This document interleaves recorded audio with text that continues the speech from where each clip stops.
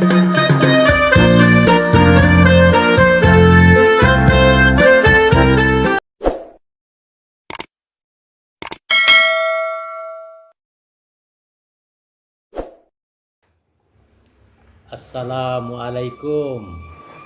Jumpa lagi kita dengan Triha Channel, saluran yang membahas tentang budaya, pariwisata, edukasi, kampung halaman dan perantauan. Sahabat Triha Channel, kali ini kita akan membicarakan tentang asal-usul rumah adat Minangkabau. Namun bagi yang baru bergabung, silakan tekan tombol subscribe, like, komen dan share agar bisa mendapatkan video-video terbaru dari Triha Channel. Sahabat Triha Channel, kita mungkin semua sudah tahu bahwa rumah adat Minangkabau itu adalah merupakan rumah Bagonjong. Ini rumah adat Minangkabau khusus yang ada di Luak Nantigo ya, bukan di daerah-daerah pesisir atau daerah rantau. Namun yang akan kita bahas sekarang adalah rumah gadang yang ada di Luak Nantigo yang berciri khas yaitu mempunyai atap Bagonjong atau atap yang runcing-runting seperti ke atas.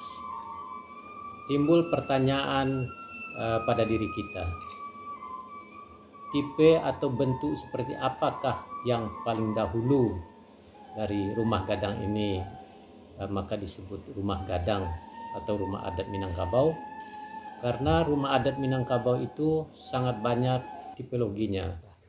Rumah adat Minangkabau itu beraneka ragam bentuknya walaupun dalam bingkai rancang bangun yang sama, yaitu rumah gadang yang mempunyai kolong, rumah gadang dengan konstruksi kayu, dan rumah gadang dengan bentuk atap yang khas yaitu yang disebut dengan atap Bagonjong. Namun timbul pertanyaan, rumah gadang tipe seperti apakah yang dahulu yang pertama kali dirancang oleh Tan Tejo Gurhano atau yang kita percaya sebagai arsiteknya rumah adat Minangkabau. Maka mari kita telusuri sejarahnya, kita telusuri latar belakangnya dari bentuk konstruksi rumah adat Minangkabau. Rumah adat Minangkabau ini sesuai dengan instruksi Suri Dirajo di Pariangan Padang Panjang kepada arsitektur atau ahli bangunan adat rumah gadang, yaitu Tan Tejo Gurhano yang makamnya terdapat di Pariangan Padang Panjang. Beliau inilah yang dipercaya oleh orang-orang Minang yang perancang atau menciptakan bentuk dari rumah adat Minangkabau yang seperti kita lihat sekarang ini. Maka dirancanglah waktu itu bangunan rumah gadang.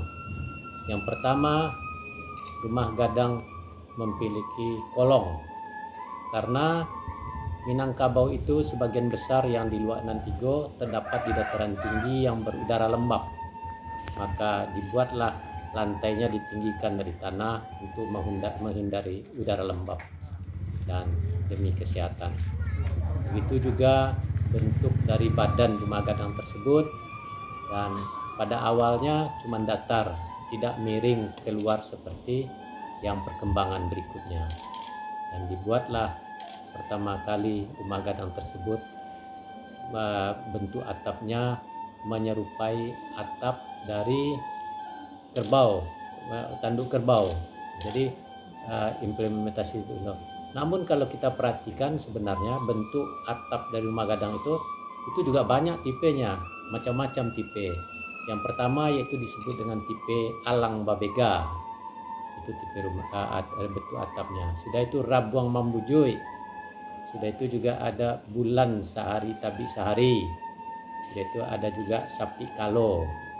Jadi ada 4 sebenarnya tipe atap tersebut. Namun semuanya itu kalau kita analogikan bentuknya sama seperti tanduk kerbau, sama persis seperti tanduk kerbau. Ya, itulah mungkin inspirasi dari Inyatan Tejo Gerhano menciptakan rumah gadang. Rumah gadang itu adalah rumah milik kaum. Jadi disebut juga rumah gadang adalah rumah milik segala penghulu.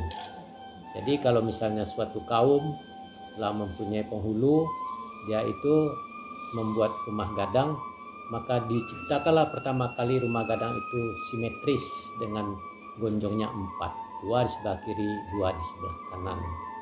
Dan pada awalnya rumah gadang tersebut letak tangganya adalah di bagian tengah, ya, rumah gadang tersebut. Karena pada saat itu belum ada lareh nan duo, yaitu Koto Piliang dan Bodi Ceniago, dan baru ada lareh nan panjang, yaitu yang terdapat di Periangan Padang Panjang. Dan rumah gadang inilah yang paling banyak terdapat di alam Minangkabau, khususnya di seluruh Luak Nan Tigo. Rumah gadang berpuncak ampe ini adalah rumah gadang milik segala penghulu. Dan perkembangan selanjutnya baru ada penambahan-penambahan sesuai dengan latar belakang atau sejarah pemilik rumah gadang tersebut.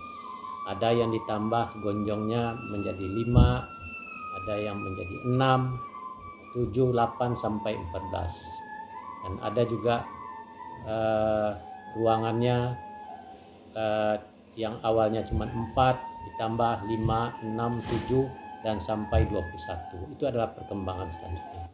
Dan juga ada penambahan ke bagian depan yang disebut dengan surambi atau beranda. Itu juga adalah perkembangan selanjutnya. Namun kalau kita lihat awalnya, rumah gadang tersebut adalah rumah gadang bagonjong ampe. Jadi cuma 4 jumlah gonjongnya, simetris ke kiri dan ke kanan. Dan rumah gadang inilah yang populasinya sangat banyak di alam Minangkabau. Dan rumah gadang ini boleh dimiliki oleh seluruh kaum yang memiliki penghulu adat. Dan rumah gadang ini tidak menggambarkan hierarki atau tingkatan-tingkat penghulu yang ada di alam Minangkabau. Karena rumah gadang ini adalah rumah gadang dasar daripada bentuk rumah adat Minangkabau. Rumah adat Bagonjong 4 ini adalah rumah adat milik kaum penghulu yang tidak mempunyai hierarki pucuk atau andiko ketek. Karena rumah gadang ini adalah rumah gadang yang melambangkan penghulu, sebenarnya seluruh penghulu yang ada di Minangkabau. Namun bagaimana kalau misalnya rumah adat Minangkabau ini dibuat oleh masyarakat atau bano kampe suku atas nama keluarga Bati? Maka pada saat itu, maka pada daerah-daerah teratak yang baru dihuni bernama Kampuang, maka dibuatlah di tempat-tempat baru tersebut rumah dengan gonjong 2. Rumah dengan gonjong 2 ini adalah rumah milik keluarga Batih, bukan rumah milik kaum. Dan ini melambangkan bahwa pemilik rumah tersebut adalah orang suku Minangkabau. Namun sejalan dengan perkembangan zaman dan juga terbentuknya lembaga-lembaga adat yang ada di alam Minangkabau, maka walaupun rumah adat Minangkabau itu gonjongnya 2, hanya milik keluarga Batih, namun di situ juga telah terlihat ciri-ciri dari pemilik rumah adat tersebut.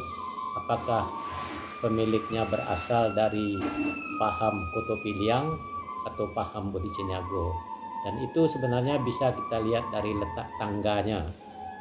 Kalau rumah adat Bagonjong 2 ini letak tangganya di tengah, pertanda bahwa pemilik rumah tersebut adalah berasal dari keturunan kaum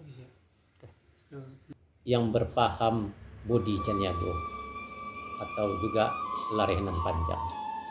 Namun kalau misalnya letak tangganya di bagian pangkal atau di bagian kiri bangunan rumah itu menandakan bahwa pemiliknya adalah yang berasal dari kaum keturunan yang terhimpun dalam kelarasan Koto Piliang, dan itulah ciri-cirinya. Dan juga ada juga letak tangganya yang diletakkan di bagian samping, namun itu tetap di bagian pangkal, menandakan bahwa pemiliknya adalah dari keturunan Koto Piliang. Dan bentuk dari rumah adat Bagonjong 2 ini ada dua tipe, yaitu yang satunya tipe adalah seperti rumah gadang yang biasa banyak kita lihat, yaitu langsung puncaknya dua dan lurus ke bawah jujurannya. Sedangkan yang tipe satu lagi adalah rumah adat Bagonjong 2, yaitu mempunyai jurai di 4 sudutnya.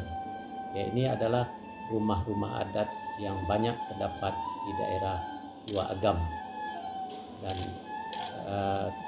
belakangan inilah yang menginspirasi bentuk rumah-rumah adat yang ada di Lua Agam. Ada yang bergonjong 4 dengan jurainya juga seperti itu.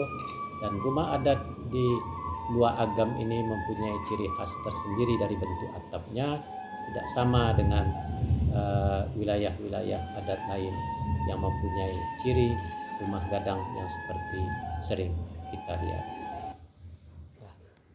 Demikianlah sekilas tentang asal-usul dan mula pertama bentuk rumah adat Minangkabau yang diciptakan oleh Tan Tejo Gurhano, arsitektur ahli bangunan rumah adat atau rumah gadang di Minangkabau.